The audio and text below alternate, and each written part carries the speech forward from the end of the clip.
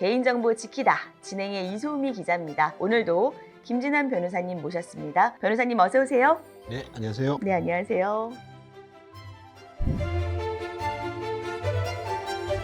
저희 지키다 코너에서 어떤 내용부터 전해드릴까 많은 고민을 했는데요. 고심 끝에 개인정보 보호 업무에 있어서 이 시작점을 다뤄보면 좋겠다 이렇게 결정을 했습니다. 변호사님, 그렇다면 이 개인정보보호법이 적용되는 대상, 다시 말해서 개인정보로 인정되는 여러 가지 유형이 있을 것 같거든요. 네, 설명 좀 해주시죠. 개인정보보호법은 살아있는 개인에 관한 정보라고 이렇게 정의하면서 세 가지 유형을 제시하고 있습니다. 첫째는 성명, 주민등록번호, 그리고 영상 이런 것들을 통해서 개인을 바로 알아볼 수 있는 정보. 둘째는 해당 정보만으로는 특정 개인을 알아볼 수 없다고 해도 다른 정보와 이렇게 쉽게 결합해서 알아볼 수 있는 정보. 마지막 세 번째는 이상 두 종류의 개인정보를 가명 처리함으로써 원래의 상태로 복원하기 위한 추가 정보의 사용 결합 없이는 특정 개인을 알아볼 수 없는 정보입니다. 첫째 개념은 어떠한 정보 자체가 사람을 알아볼 수 있는 경우로 흔히들 개인 식별 정보라고 하고요. 둘째 개념은 문제가 된 정보 자체만으로는 사람을 알아볼 수 없지만 다른 정보와 결합하면 식별 가능해지는 정보로 대다수의 개인정보가 여기에 해당합니다. 마지막 셋째 개념은 가명 정보를 가리킵니다.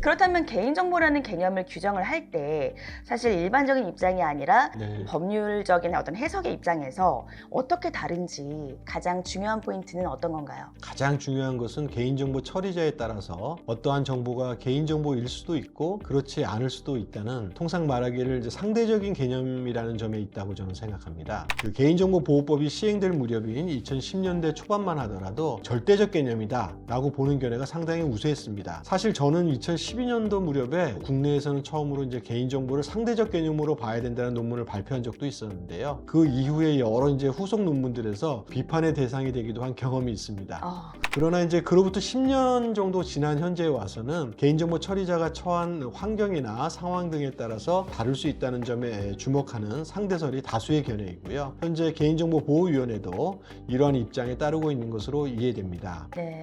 예를 들면 이소미라는 기자님의 성함 세 글자가 적혀져 있는 종이 쪽지가 광화문 내거리에 떨어져 있을 때를 한번 상정해 보면요, 많은 그 이소미라는 동명이인 때문에 이것만 가지고는 그 누구도 보안뉴스에서 근무하시는 이소미 기자님이라고 이렇게 특정할 수는 없습니다. 그래서 가장 대표적인 개인정보라고 지칭하는 이름마저도 상황에 따라서는 개인정보가 아닐 수도 있다는 것이죠. 그러나 같은 종이 쪽지가 이곳 보안뉴스 사무실 로비에 떨어져 있다고 한번 상상해 봅시다. 누구라도 보안뉴스 소속 기자 이름을 인터넷 등을 통해서 쉽게 알아볼 수 있다는 점, 이런 것들을 종합적으로 고려하면 쪽지에 적힌 이름은 개인정보에 해당한다고 그렇게 해석될 가능성이 굉장히 높게 된다는 것이죠. 이와 같이 개인정보 처리자의 입장에 따라서 개인정보인지 여부가 달라질 수 있다는 것을 가리켜 개인정보의 상대성이라고 합니다. 물론 주민등록번호나 휴대전화번호와 같이 그것 자체로 어떤 사람을 가리키는 고유한 정보는 그 자체로 개인정보라고 보아야 하지만, 그렇다고 개인정보가 상대적인 개념이 아닌 것은 아니라고 할 수 있겠습니다. 이 개인정보의 상대성 반드시 기억해야 할 개념이라는 생각이 듭니다. 말씀을 들어보니까 개인정보 처리자가 기준이 될 수 있다는 점도 좀 신선하게 다가왔고요.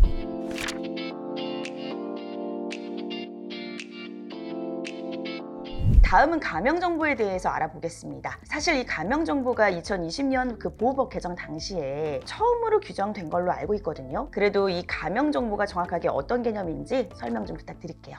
사실 가명정보라는 개념은 개인정보의 개념보다 좀 더 이해하기가 어렵습니다. 가명정보란 가명화 조치를 거쳐서 가명정보를 만든 개인정보 처리자의 입장에서 보자면 사람을 특정할 수 있는 그런 개인정보에 해당하지만, 그 이외의 다른 사람들의 입장에서는 그것만으로는 사람을 특정하기가 매우 어려운 정보입니다. 화면상의 그림에서 보시는 것처럼 어떤 개인정보 처리자가 맨 왼쪽에 있는 개인정보를 가지고 있는 상태에서 성명의 뒷 두 글자를 삭제하고 구체적인 나이를 30대 초반으로 범주화하며 휴대전화 번호 뒷자리들을 다 삭제한 다음에 주소 또한 시 부분만을 남기는 비식별 처리를 한 경우를 상정해 보겠습니다. 이때 가명 정보만을 가지고 있는 다른 개인정보 처리자로서는 이렇게 기재된 정보만을 가지고는 그가 홍길동인지 알 수가 없지만, 최초 비식별 처리를 한 그 개인정보 처리자로서는 현재 가운데 있는 가명 정보뿐만 아니라 화면상 왼쪽에 있는 개인정보도 함께 이렇게 가지고 있기 때문에 마음만 먹으면 가운데 있는 가명 정보를 왼쪽에 있는 개인정보와 매칭해 보는 방법을 동원해서 그 사람이 홍길동이라는 점을 쉽게 알 수 있게 됩니다. 그래서 이런 특징을 지니고 있는 정보를 개인정보보호법에서는 가명정보라고 하고, 그것을 생성한 개인정보 처리자는 그 사람을 특정해낼 수 있기 때문에 여전히 개인정보라고 이렇게 보는 것입니다. 한편 그림의 맨 오른쪽에서 보시는 바와 같이 가명정보보다 훨씬 더 비식별 처리를 강하게 해서 이와 같이 그 누구도 애초에 홍길동에 관한 정보라고 도저히 알아볼 수 없을 만큼 삭제되거나 수정한 정보, 이거를 익명정보라고 부르고요. 이러한 익명정보에 대해서는 개인정보보호법이 아예 적용되지 않게 됩니다. 정말 이 가명 정보와 익명 정보가 어떻게 보면 확연히 좀 다른 정보 같아요. 그런 부분들 보면은. 그렇습니다. 네, 그래서 이 가명 정보 개념 역시 개인 정보 처리자 입장에 따라 상대성이 적용된다는 점도 다시 한번 상기된 것 같습니다.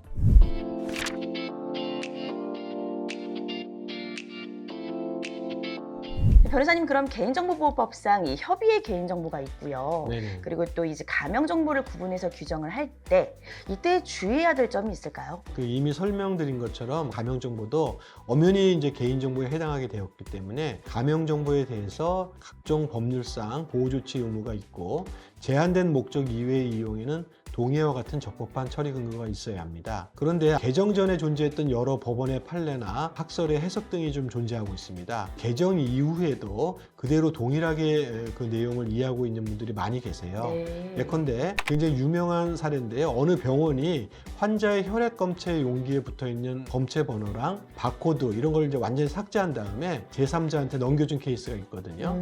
이런 케이스에 대해서 법원은 전달받은 제3자로서는 어느 환자의 검체인지 도저히 특정할 수 없기 때문에 더 이상 개인정보가 아니다, 이렇게 판단한 유명한 사례가 있습니다. 그렇지만 가명정보의 개념이 이제 법률에 들어오게 된 다음부터는 종래의 개인정보가 아니라고 본 이러한 사례들은 적어도 비식별 처리를 한 개인정보 처리자인 병원이나 약국 등의 입장에서 볼 때 그 원본인 환자 정보를 이미 가지고 있기 때문에 궁극적으로 어떤 환자의 검체인지 등을 바로 알아낼 수 있기 때문에요. 더 이상 개인정보가 아니라고 볼 수는 없고, 적어도 가명정보로서 광의의 개인정보에 해당한다, 이렇게 보아야 합니다. 따라서 개인정보성 여부를 판단한 법원의 판례나 과거 해석례를 검토할 때 2020년 이전의 법률을 적용한 사례인지 면밀히 살펴보고 이해를 해야 됩니다. 네, 가명 정보가 본격적으로 개인정보보호법에 반영되기 전과 또 그 후로 구분해서 검토해야 한다는 중요한 핵심 포인트를 짚어주셨습니다.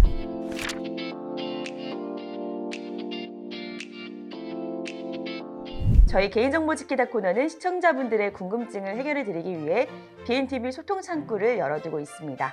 방송 보시면서 개인정보 보호와 관련된 추가적인 궁금한 사항이 있다면, 또 꼭 다뤄졌으면 좋겠다 하는 내용 있으시다면 안내되는 이메일 주소 보아넷@보아뉴스.com, 또 유튜브 댓글로 자유롭게 남겨주시면 방송 통해 여러분의 궁금증 시원하게 해결해 드리겠습니다. 김진환 변호사와 함께하는 개인정보 지키다. 오늘 저희가 준비한 내용은 여기까지고요. 오늘도 함께해 주신 김진환 변호사님 감사드립니다. 감사합니다. 저희는 다음에 더욱 알찬 내용으로 찾아뵙겠습니다. 고맙습니다.